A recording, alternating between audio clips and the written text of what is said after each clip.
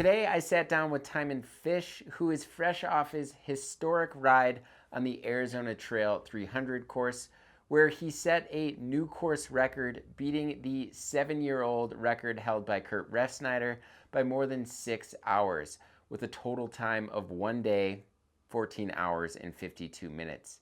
Not only is that incredibly fast, but Timon is a rookie on the course, which is even more impressive. In this conversation, we chat about Timon's Arizona trail ride, his frightening Colorado trail race experience in 2019, his analytical approach towards these races, and a whole lot more. Before we jump into the interview with Timon, I just wanted to ask you all for a quick favor. If you like what you see in this video and any of my other videos, make sure to hit that subscribe button.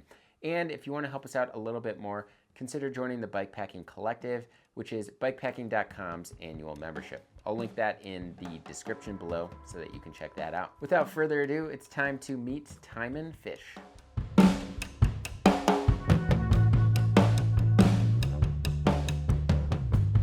So thanks for jumping on with us.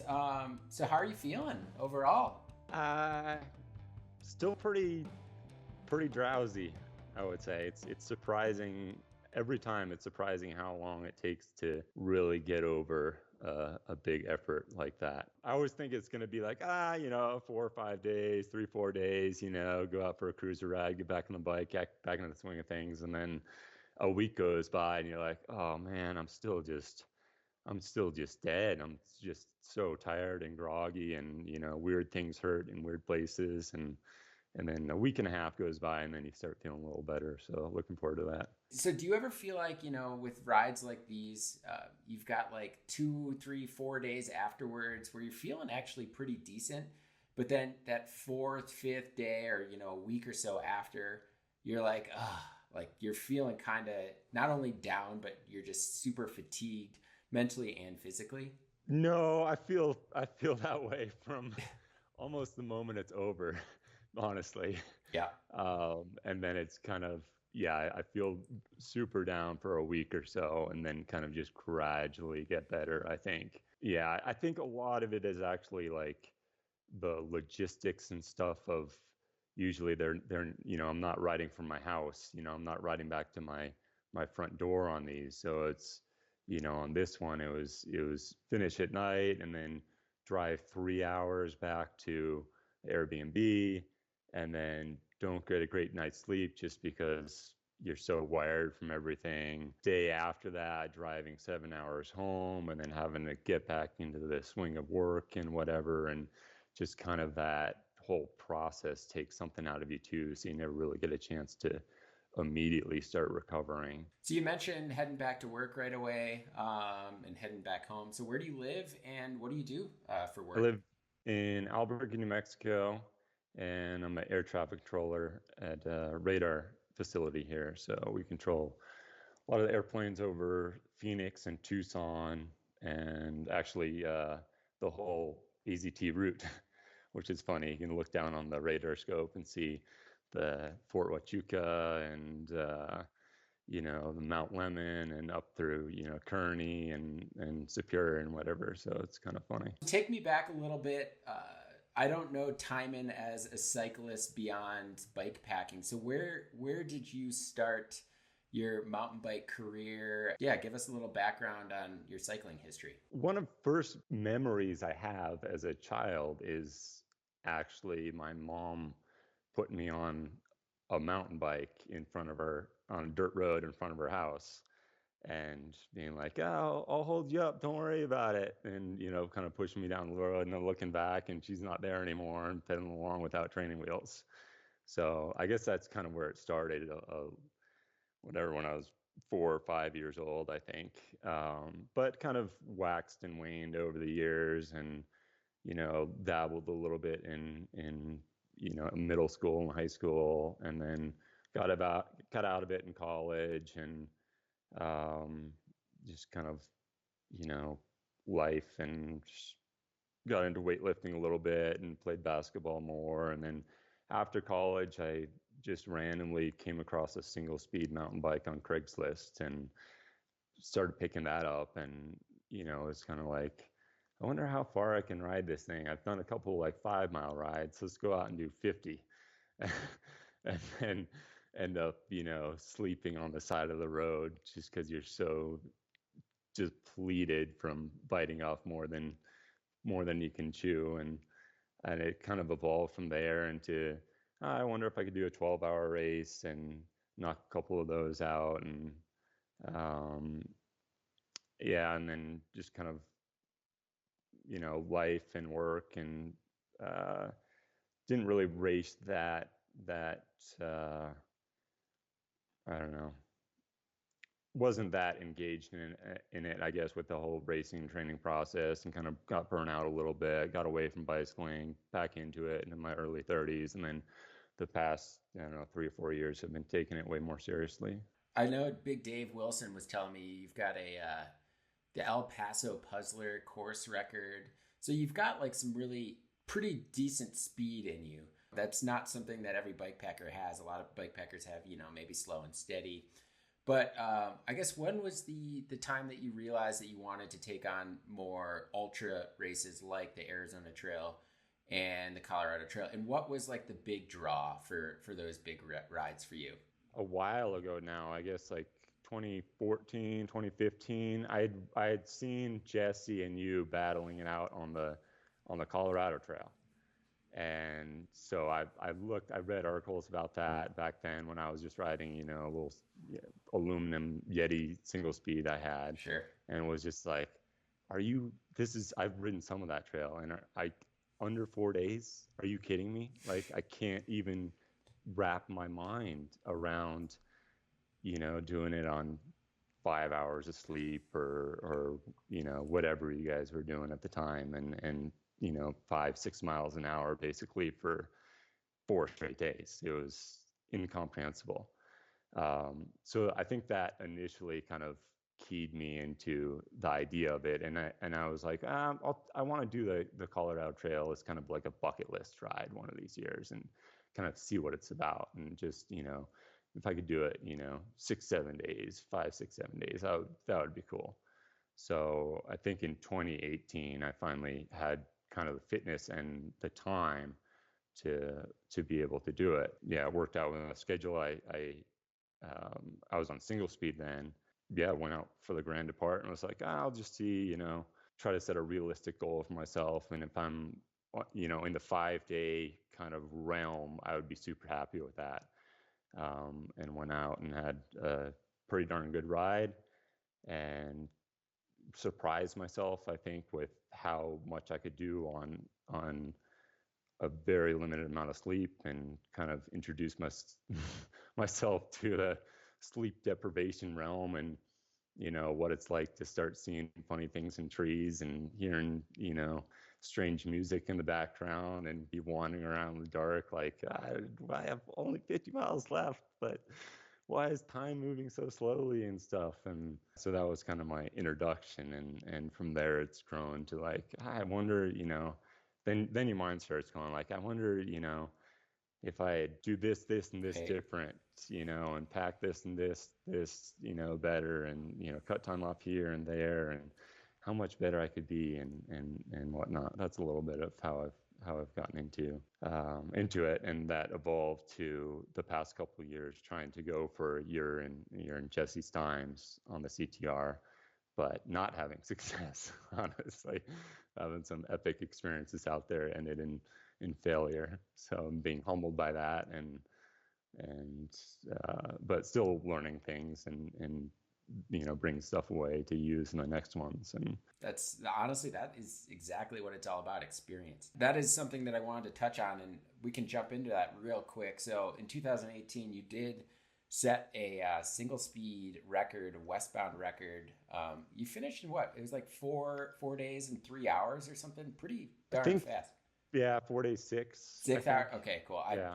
I mean, that was your first ride, I believe, on the trail, which is very fast. What happened in 2019? If you want to touch on that a little bit. Got a geared bike, the Giant that I ride now, and was going all through the gear checklist and stuff, and really trained a lot for it, honestly. And that was my A race for the season. Like, I'm gonna nail this thing.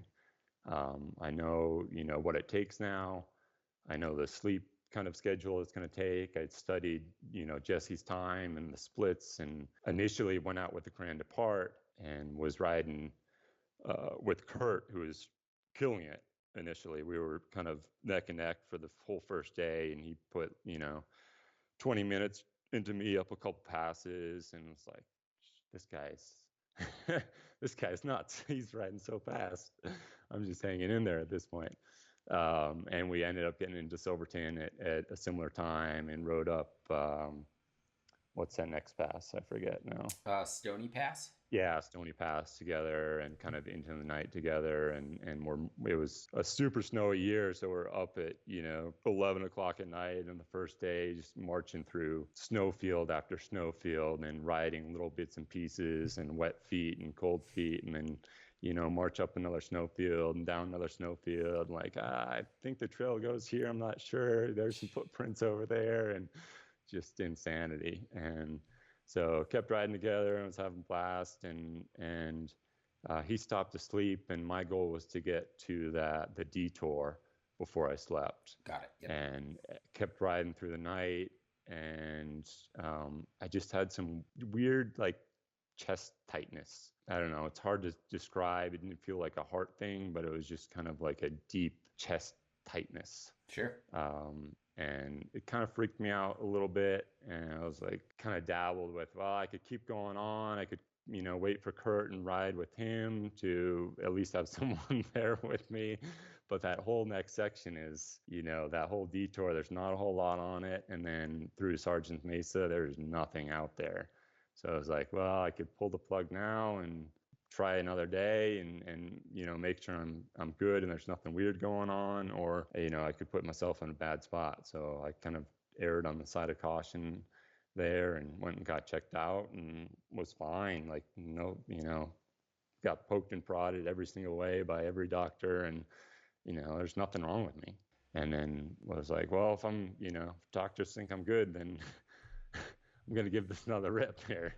So, fire up the spot again and put in a couple weeks of, solid training rides, and went back out on ITT early to mid-September for that point. Then I kind of underestimated the amount of night riding it would take, I think. I knew it would be a little bit darker, but it was a lot darker. There was, it's a couple more, an hour more of night riding on each end, which adds up over the days. And then it was significantly colder. I don't know. I felt great the whole time, and no chest issues at all, and kind of hit all the splits I wanted to. There no snow that time, so it was all melted by then. So got into Buena Vista like an hour and a half ahead of Jesse's split there, I think, and it was just unbelievably cold at that point. It was 25 degrees out. I had everything, I had on, and was just bitter cold.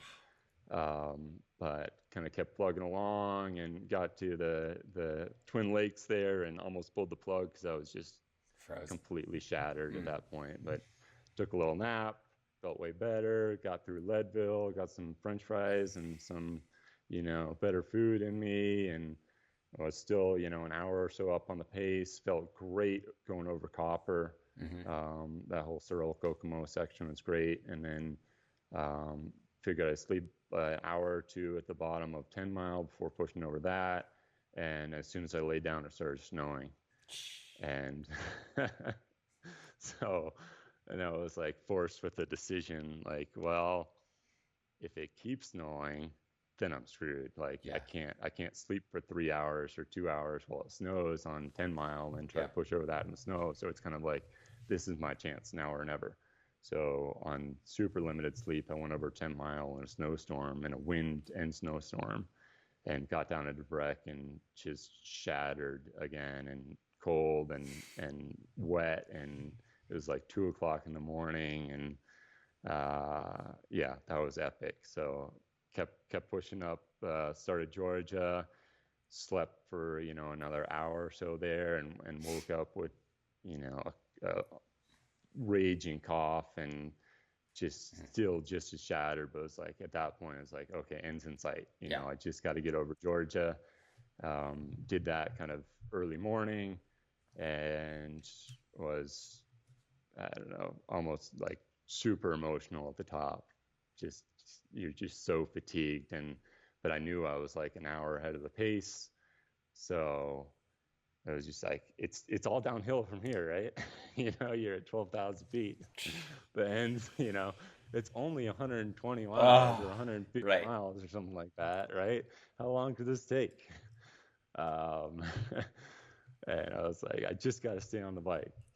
So, gosh, this is turning into a long story, but I hope that's It's all okay. good. I Um, actually didn't know any of this stuff, so I'm glad we're chatting oh, about it. really? Yeah. Okay. Yeah, it gets more epic. So, knocked out the detour stuff and get to the top of Buffalo Creek like at 6 o'clock in the afternoon, and I'm still like, an hour and a half or so up on everyone's paces, and I'm just like, I just got to stay. I'm kind of fading, but feeling acceptable at that point. So it's like I just got to stay on the bike, right? It's all you got to do, and it's down through Buffalo Creek, and then it's time. I don't know if you've experienced this, but for me, when I get really tired, I've found this a number of times now. Time starts moving really slowly. Huh. Like I'll be riding along, I'll feel like I'm riding really well, and I'll feel like I've ridden for 5 or 10 minutes, and I'll look down and I'll have gone like 0.2 miles. And I'll look down at the speedometer and I'm going, downhill 10, 12 miles an hour. And it's like, man, that took forever. And then keep going along. You feel like you've gone 10 minutes. And you look down and you're like, that was 0.1 miles. What Wow. what is going on right now? Like how this is gonna take forever, but I'm not going that fast. It stops making sense. Yep. So that started happening to me just as like the sun's going down in Buff Creek. And I was super familiar with Buffalo Creek at that point because I lived in Golden for a while and Boulder Front Range. So we'd go up there on weekends and knock out a bunch of miles. So I knew all those trails like the back of my hand. But it was still like, man, this is taking way longer than it should. Mm-hmm. So got through little scraggy trailhead at like 8 o'clock at night or 8:30, something like that, and I pretty much passed out on the trail. Like I lose recollection of What the next happened? couple hours completely. I vaguely remember laying down, like, oh, I'm just gonna put my head down for a couple of seconds, and then I remember being like, no, no, no, you gotta get back on the bike. You just gotta, just get on the bike and keep going.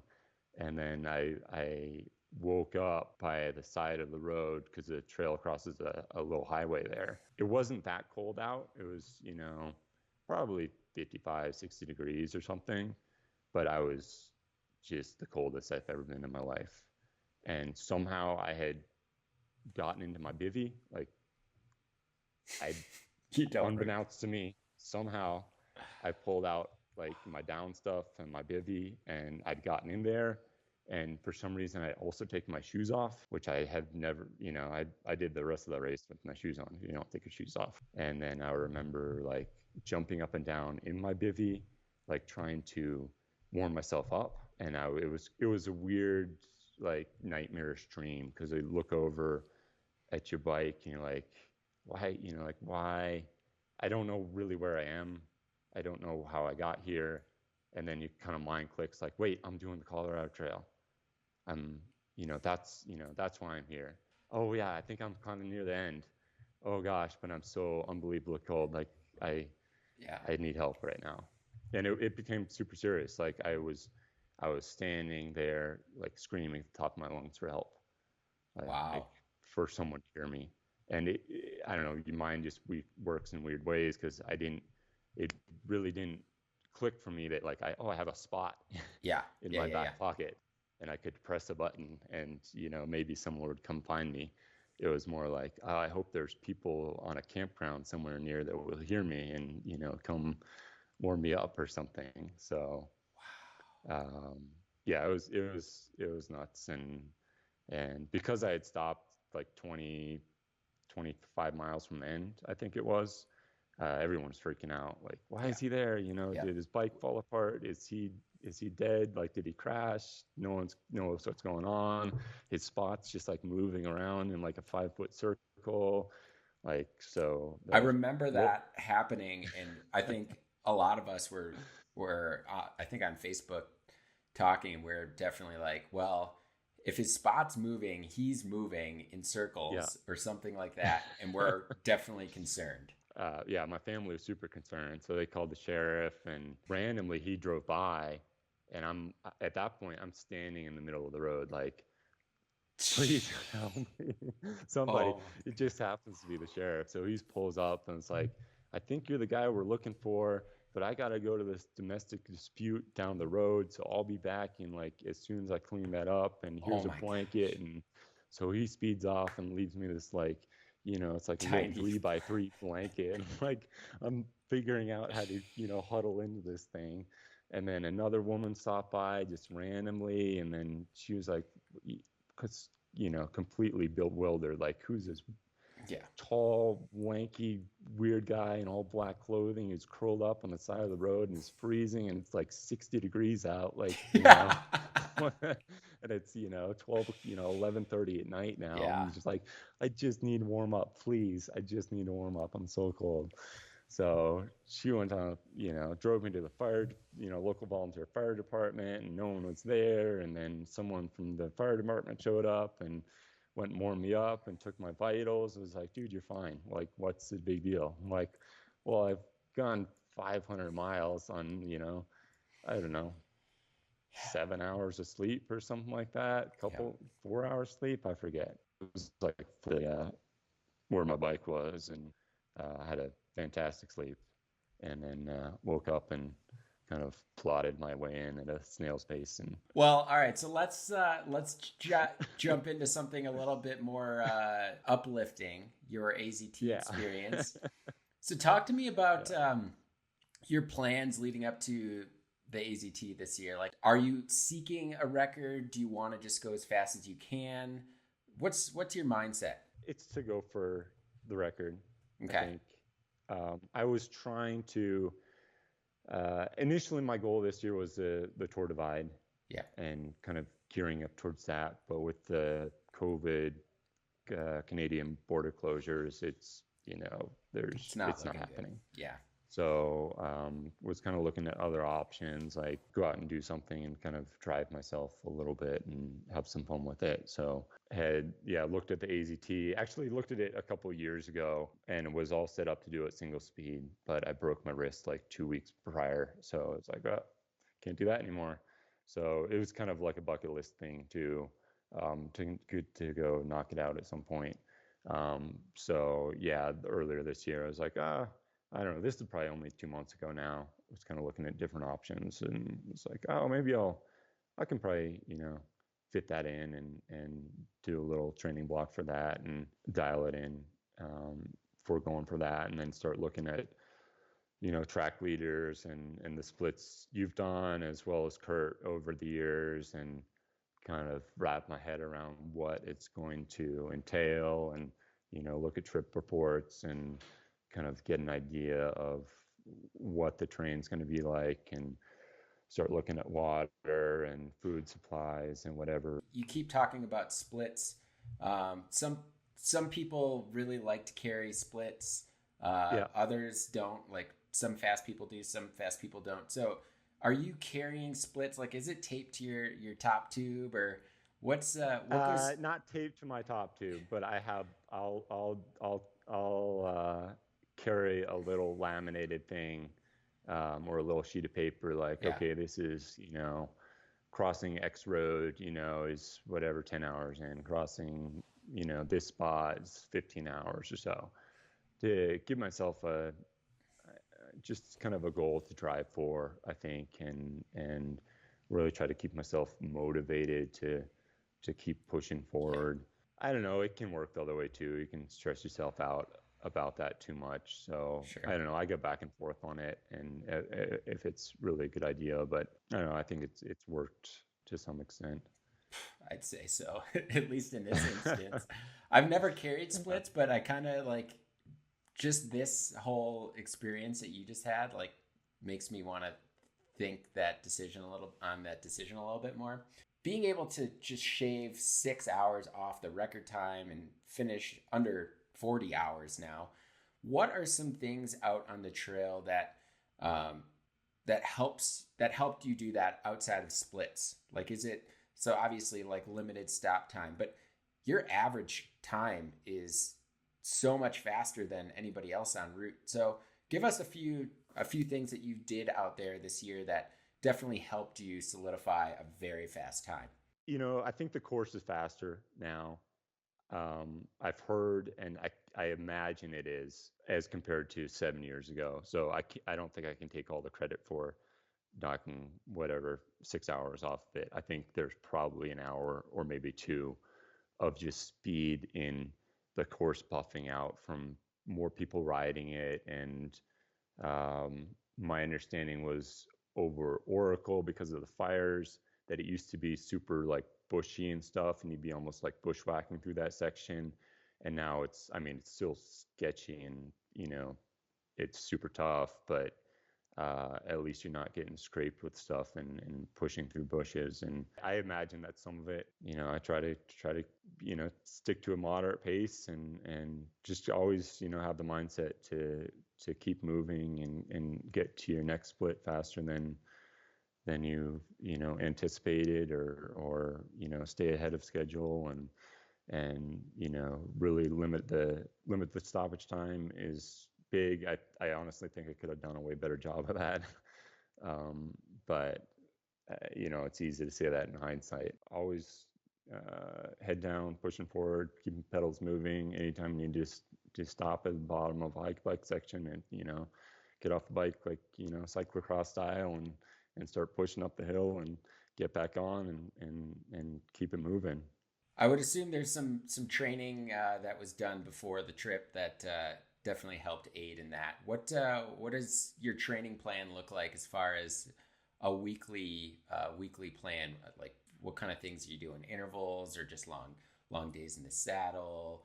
Are you doing strength training? I use TrainerRoad a lot. I don't know if you're familiar with that, the Mm-mm. app and the program. I'm a big fan of that. They have a podcast and stuff too. That's fun to listen to, and very bike and training related. Not necessarily bike packing or endurance stuff. It's more oriented towards road riding, and it seems like, and even crit racing. But the plans kind of encompass everything. So over the winter, I was pretty strict in following what they call their like sweet spot plans. So it's a lot of inside. Well, and I tried to do a lot of them outside too, as much as the weather allowed. Hour and a half to 2 hour, very structured workouts where you're spending long intervals, 88 to 94% of FTP in their it's kind of sweet spot zone. That was a lot of the base over the winter from, I don't know, November, even before that, October, November, December, and went through kind of a build base cycle of that. So it was kind of consistently at like 16 to 18 hours a week, mostly of structure. And then I also commute, like, which ends up like 5 to 6 hours a week Mm-hmm. on the bike.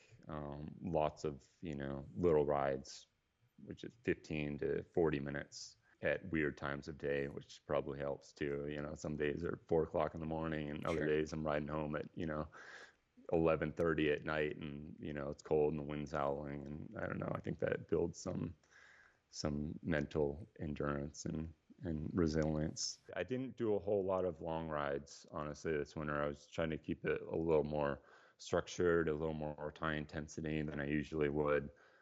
In years past, I think I kind of go a little overboard with just ride a lot, and end up kind of riding long and probably a little bit too hard, and just kind of wearing myself down with that stuff. So this year is kind of more like I want to be more intensity focused, and kind of keep the volume down a little bit more than I have in the past. I don't know, maybe a month or so ago, I was like, well, I got to get in some longer rides to remind myself, what it's like to be on the bike for 7, 8, 9 hours. So I try to do, at least one of those a week, at least above 6 hours, I would Yeah. say, kind of zone. But I don't know that I had anything over 10.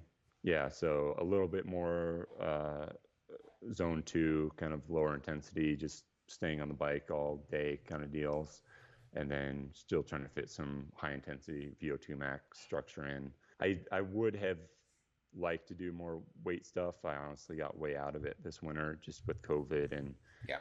I don't have a home It's gym, tough. so Yeah. it's just kind of like balancing that risk of going there. And it was like, I really don't want to, long-term lung damage. So Yeah. maybe it's best to take some time off from that. But now we're all getting vaccinated, so I'm actually probably going to the gym tomorrow and try to get back Nice. into this. There you So go. All right. yeah, yeah, Yay to the vaccinations. It's awesome. yeah. All right. So talk to us about your bike. What kind of components, tires? Did you run into any mechanicals out there? So I have a giant, I think it's 2018 Giant Anthem Advanced SRAM Eagle. I don't know what rims are on there. I've broken the back one a couple times, so it's it's whatever the most recent version is. I think I have a 28 tooth on the front. Generally, what I will run is Icon, like 2.35 in the back with EXO, whatever Yeah. TR stuff. Mm-hmm. And then I've been liking the Recon lately in the front, the Yeah. 2.6. Actually, it's Sweet. a pretty beefy tire, but it's Yeah. confidence inspiring for sure. And it's not that heavy. Mm-mm. I think it's 800 or something Uh, compared to, I think it's 860 grams. I actually just weighed that like the other day because I threw it on my Timberjack that I just got for a rear yeah, tire. It's a great tire. yeah, yeah. So I've been liking that for the past year or so. So I was like, could I asked, ask her, could I go down? Could I do like just icons? And he's like, probably best to stick with something a little beefier. And, Yeah. once you really get into that, yeah, I think that was the right choice. So yeah, 2.6 Recon on the front, and then had a dropper post, and I have a Nuclear Sunrise frame bag, which is the main one I use for that bike, and then kind of assortment of Revelate, feed bag and seat post bag, and one of those Joey things for everything else. Nice. And then did you run into any issues out on the trail? Any? Yeah, it was, I mean, as good as I can expect, really. I think I tore the sidewall on the Icon. I was actually going along through this whole race. Like, I don't know how to start surviving this thing. I don't know how. Like, because you're going through so much shale and just Yeah. junk and cacti, and, occasionally, in the middle of the night, you miss a turn and, run over some yucca thing and be Yeah. like, oh, I'm Great. done now. I'm waiting for that. Yeah. And it never comes. And you're like, Yeah. hey, I don't know how this thing is making it. And you miss another line, and you run the sidewall up to some rock you really wanted to miss, and you're like, wow, I can't Yeah. believe I just You just I'm like so look down lucky. on it. Yeah. Yeah, you're like expecting the worst, and you're Yeah. like, oh, I can't believe I just lucked out on that one. Yeah. Because so yeah, I went along through most of that like, man, I can't believe these tires are making this right now. But yeah, morning of day 2, I was like, get that dreaded stands squirting out, and like, oh, it's getting soft. Hopefully Yeah. I can just plug this. But it was in the sidewall, so out in that shale stuff after Oracle. So I just hit something wrong, I guess, and I threw a plug in it, but it was like, yeah, this is just like, hope for the best kind of thing. Maybe this works, and I don't have to really do anything about it. But no, it wouldn't hold. So pull the whole thing apart, and get all the little splines out, feel all the inside of the tire, and spent like 20 minutes fixing this thing. So I hoping to only fix it once. Yeah, I got all put back together, and that held until the last half mile. I think I just got lucky again there. I was could see lights at the end of the trail, and it's like, man, my suspension's feeling kind of funny. What's going on here? And then you look down, stop and feel the back. It's like, oh, I got like 8 psi right now. Let's try to ride this as light footed as I can, and not to smash this rim on anything. And Yep. Hope I can make it. So that was only mechanical. Did you sew it or did you put a tube in? It wasn't that bad Okay. of a sidewall splice. So like it wouldn't hold air, but the threads were kind of all there. Yeah. So I had a tire boot. So I kind of dried it out as best I could, threw the tire boot on. It wouldn't really stick, but I was like, that if I get it in the right spot and blow it up with it in the right spot, that's going to provide some stability there for it, some pressure, so it's the tube's not blowing out through that same spot. Yeah, I just put a tube in with, and the tube had a little bit of sealant in it too. Did you end up stopping it all on the route, or did you carry all of the calories that you needed for the whole trip? I carried everything but water from the start. Yeah, Kurt recommended that as well. That's what I was kind of thinking originally, just to have all the food I want and not have to rely on any stops or any, meeting some store open closing date at some right time and having to put on mask and walk through and find some candy bars or whatever I can eat. Yeah, so I was kind of like, I'm gonna, carry everything I need from the get-go. It's gonna be a couple extra pounds, but then I can, avoid stopping for 10, 15 minutes. How many calories did you end up carrying? Too many. Too many?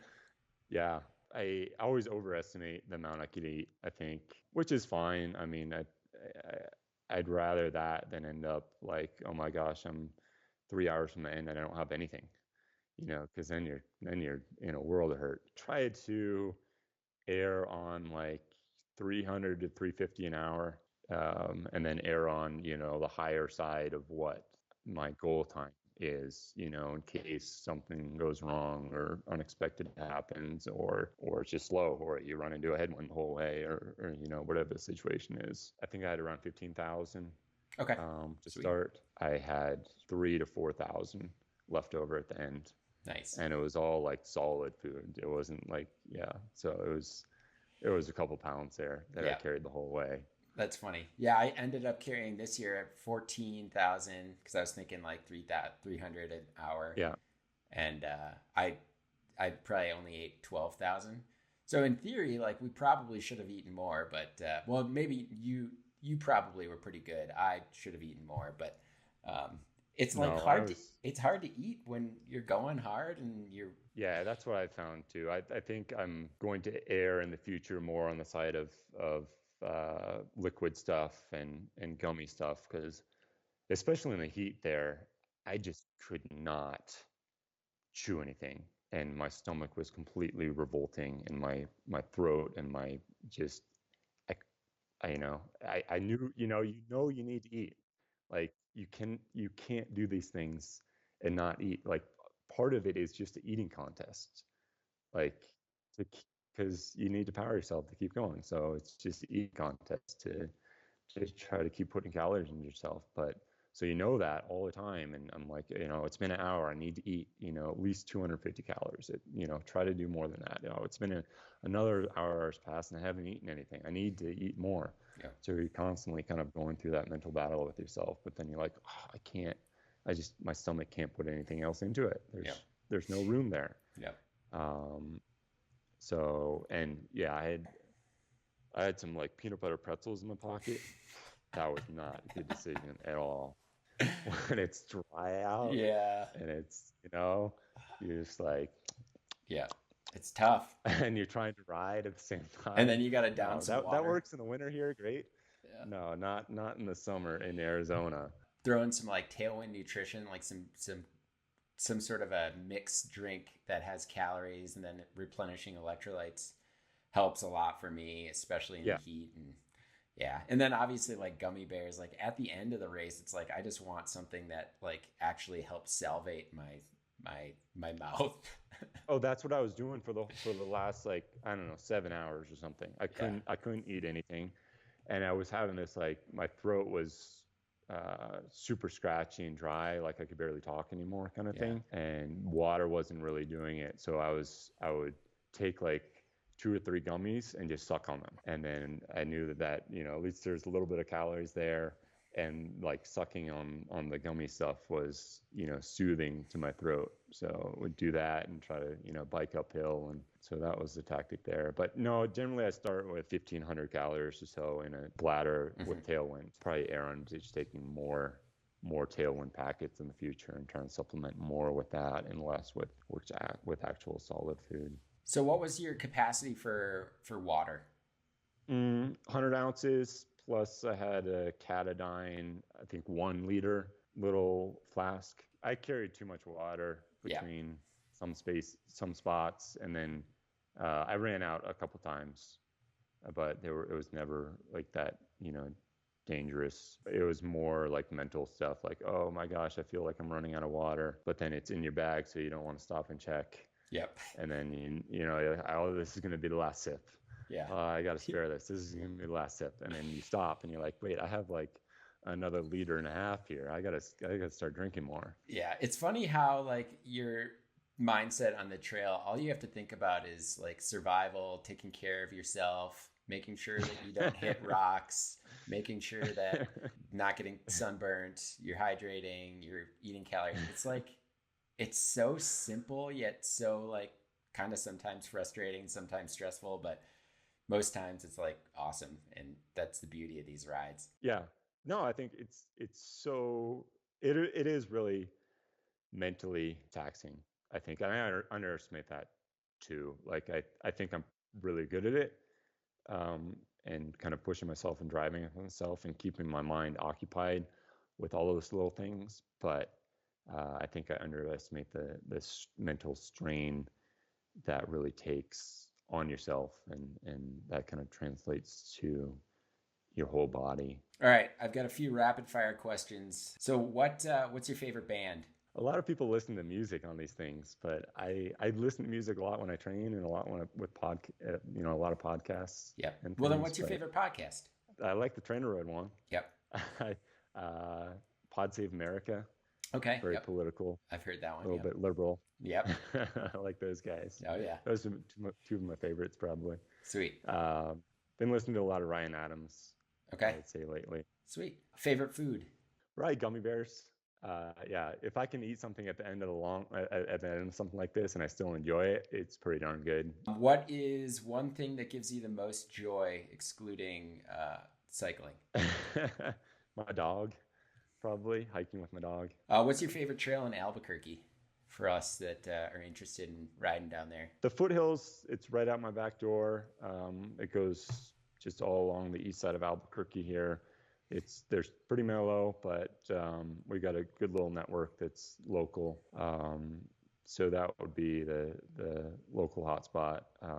And then I don't know, probably around just all the stuff backside of the Sandia Mountains here is fun. It's a little higher altitude and slightly more rugged, but not too bad. What is one word to describe your recent accomplishment on the Arizona Trail? I don't know, fulfilling, fun.